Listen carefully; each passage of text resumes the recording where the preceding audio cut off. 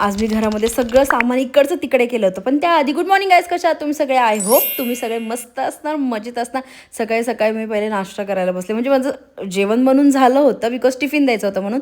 मग चहा पिला, त्याच्यानंतर मग इकडचा हा डायनिंग टेबल मी इकडे शिफ्ट केला आणि त्याच्यावरचे जे जे कपडे वगैरे होते ते सगळे सगळे धुवायला टाकले होते. खूप दिवस झाले मी टाकले नव्हते म्हणून जरा म्हटलं ह्या साईडचं पण रिकामं करावं. पहिले इथेच होतं डायनिंग टेबल, पण आम्ही गणपतीला यूज करतो म्हणून मग तिकडे केलं होतं. आणि त्याच्यानंतर मला जसं गोड खायची इच्छा झाली म्हणून मी कॅडबरी खाल्ली. आणि हल्ली माझी गोड खायची फारच इच्छा होते माहिती आहे. जेवणानंतर मला गोड खायचंच असतं, म्हणजे खायचंच असतं. ही चुकीची गोष्ट आहे, रोज गोड एवढं खाऊ नये, पण काय करणार, मन जातं. त्याच्यानंतर आज मी बनवलं होतं जेवायला कारल्याची भाजी, कारण की ती ना मला भरलेली कारली आवडतात.